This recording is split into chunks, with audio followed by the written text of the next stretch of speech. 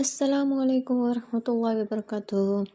നമ്മൾ ആർത്തവ രക്തം നിന്നതിന് ശേഷം ശുദ്ധിയാവുന്നതിനെ പറ്റിയും അതുപോലെ തന്നെ പ്രസവത്തിന് ശേഷം പ്രസവ രക്തത്തിൽ നിന്ന് ശുദ്ധിയാവുന്നതിനെക്കുറിച്ചും ആർക്കും ഒരു ധാരണയില്ല. എല്ലാവർക്കും ഒരു സംശയമുണ്ടാവും. സംശയം ഉന്നയിച്ചു കൊണ്ടാണ് നമ്മൾ ഓരോന്നും ചെയ്യാറുള്ളത്. പലർക്കും ഇതിനെക്കുറിച്ച് വേണ്ടത്ര അറിവില്ലായ്മ മൂലമാണ് കുളി ശരിയാവുകയുമില്ല. ആയതിനാൽ അതിനുശേഷം ചെയ്യുന്ന ഇബാദത്തുകളെല്ലാം ബാത്തിലായി പോവുകയും ചെയ്യും.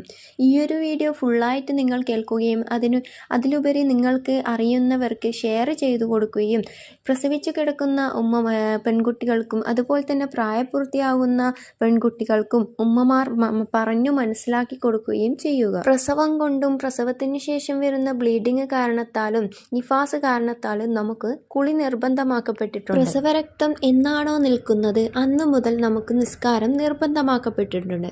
അത് 15 ദിവസം കൊണ്ടാവാം, 28 ദിവസം കൊണ്ടാവാം, എത്ര ദിവസം കൊണ്ടാണോ നിൽക്കുന്നത് അന്ന് മുതൽ നമ്മൾ നിസ്കാരത്തിലേക്ക് കടന്നിരിക്കണം.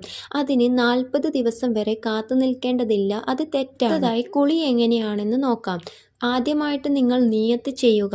നിയത്ത് ചെയ്തതിന് ശേഷം വെള്ളം നമ്മുടെ ശരീരത്തിലെ ഓരോ രോമത്തിൻ്റെ ഇടയിലും വെള്ളം എത്തുന്ന രീതിയിൽ ശരീരം മുഴുവനായിട്ട് വെള്ളം ഒലിച്ചിരിക്കണം. അതായത് നമ്മുടെ ശരീരത്തിലെ ബാഹ്യമായുള്ള ഭാഗങ്ങളിൽ വെള്ളം എത്തിനോ എന്ന് ശ്രദ്ധിക്കാൻ മറക്കരുത്. ഇതാണ് കുളിയുടെ നിർബന്ധമാക്കപ്പെട്ട രൂപം. എന്നാൽ നമുക്ക് പരിപൂർണമായിട്ടുള്ള സുന്നത്തോടു കൂടിയുള്ള കുളിക്കുന്നതിന് വേണ്ടി ചില കാര്യങ്ങൾ നമ്മൾ ശ്രദ്ധിക്കേണ്ടതുണ്ട്.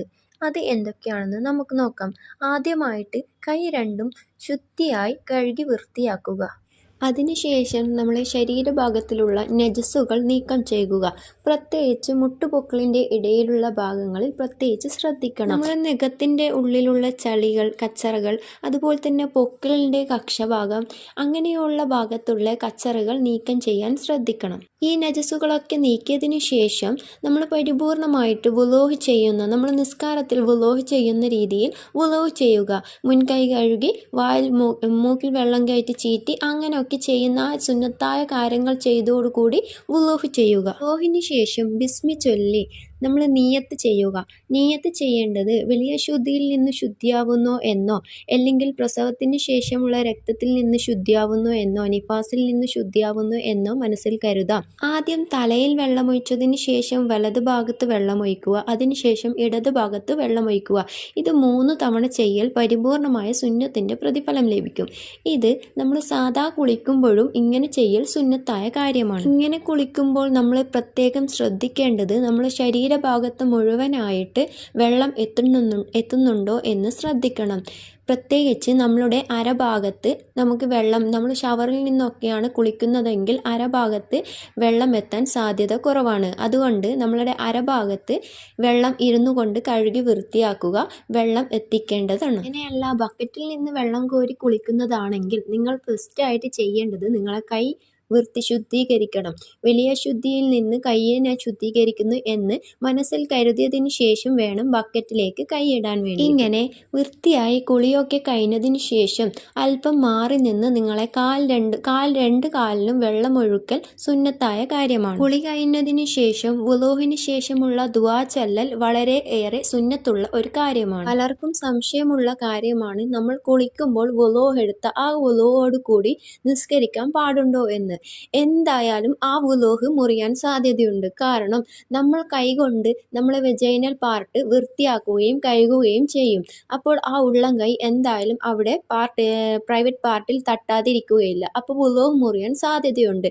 അതുകൊണ്ട് തന്നെ കുളിച്ചതിന് ശേഷം വുളൂഹ് എടുത്ത് നിസ്കരിക്കുന്നതാണ് നല്ലത്. നിങ്ങളെ വുളൂഹ് മുറിഞ്ഞിട്ടില്ല എന്ന് നിങ്ങൾക്ക് ഉറപ്പുണ്ടെങ്കിൽ ആ ഒരു വുളൂഹിൽ നിങ്ങൾക്ക് നിസ്കരിക്കാം. അടുത്തതായിട്ട് പറയുന്നത് ഹൈലിൽ നിന്നും ശുദ്ധിയാവുന്ന കുളി എങ്ങനെയാണെന്ന്. ഇതുപോലെ തന്നെയാണ് ഹൈലിൽ നിന്നും ശുദ്ധീകരിക്കേണ്ട കുളി. ഈ ഒരു നിയത്ത് നിങ്ങൾ ഹൈലിൽ നിന്ന് ശുദ്ധിയാവുന്നോ എന്നോ, ആർത്തവ രക്തത്തിൽ നിന്ന് ശുദ്ധിയാവുന്നോ എന്നോ, അല്ലെങ്കിൽ വലിയ ശുദ്ധിയിൽ നിന്ന് ശുദ്ധിയാവുന്നോ എന്ന് മനസ്സിൽ കരുതിക്കൊണ്ട് ഈ രീതിയിൽ തന്നെ കുളിക്കാവുന്നതാണ്. ആദ്യമായിട്ട് ഹൈലുണ്ടാവുന്ന ഒരു പെൺകുട്ടിക്ക് എല്ലാ കാര്യങ്ങളും പറഞ്ഞു മനസ്സിലാക്കി കൊടുക്കേണ്ടത് കുട്ടിയുടെ ഉമ്മയുടെ കടമയാണ്. അതുപോലെ തന്നെ നമ്മൾ ശ്രദ്ധിക്കേണ്ട ഒരു കാര്യം, ആർത്തവരക്തം എന്നാണോ നിൽക്കുന്നത് അന്ന് മുതൽ നിസ്കാരം തുടങ്ങേണ്ടതാണ്. ആർത്തവം കൂടുതലായിട്ട് പോകുന്നത് 15 ദിവസമാണ്. അതിൽ കൂടുതൽ രക്തം കാണുന്നുണ്ടെങ്കിൽ അത് ആർത്തവമല്ല. അങ്ങനെ കാണുകയാണെങ്കിൽ നിങ്ങൾ കുളിച്ച് ഓരോ നിസ്കാരത്തിനും ഓരോ പേട് വീതം വെച്ചിട്ട് നിങ്ങൾ നമസ്കാരത്തിലേക്ക് കടക്കേണ്ടതാണ്. ഇതിനു മുൻപ് ഞാൻ ഒരു വീഡിയോ ചെയ്തിട്ടുണ്ട് അതിനെക്കുറിച്ചിട്ട്. ഈ ഒരു ഹൈല് നിഫാസിനെ കുറിച്ചുള്ള വിശദീകരണം ഇത്ര മാത്രമേ ഉള്ളൂ. നമ്മൾ ഇസ്ലാമിൽ പറഞ്ഞിട്ടുള്ള കാര്യങ്ങൾ ഇത്ര മാത്രമേ ഉള്ളൂ. അപ്പോൾ ഈ ഒരു സൽക്കർമ്മം, ഈ ഒരു സൽപ്രവൃത്തി ഓരോ മുസ്ലിം പെൺകുട്ടികളും ഓരോ മുസ്ലിം സ്ത്രീകളും നിർബന്ധമായും അറിഞ്ഞിരിക്കേണ്ട ഒരു കാര്യമാണ്. ഈ ഒരു കാര്യം നിങ്ങൾക്കറിയുന്നവർക്ക് ഷെയർ ചെയ്ത് കൊടുക്കുക. അതിൻ്റെ പ്രതിഫലം അല്ലാഹു തആല നിങ്ങൾക്ക് എന്തായാലും തീർച്ചയായും തന്നിരിക്കും ഇൻഷാ അല്ലാഹ്. ഇങ്ങനെയുള്ള സൽക്കർമ്മത്തിൻ്റെയും നിങ്ങൾക്ക് സംശയമുള്ള ഓരോ കാര്യത്തിൻ്റെയും വീഡിയോസ് ഞാൻ ഇടുന്നതാണ്. അപ്പോൾ ഇൻഷാ അല്ലാഹ് ഇങ്ങനെയുള്ള വീഡിയോക്കാനായി ലൈക്ക് ചെയ്യാനും സബ് ചെയ്യാനും മറക്കരുത്. അസ്സലാമു അലൈക്കും വറഹ്മത്തുള്ളാഹി വബറകാതുഹു.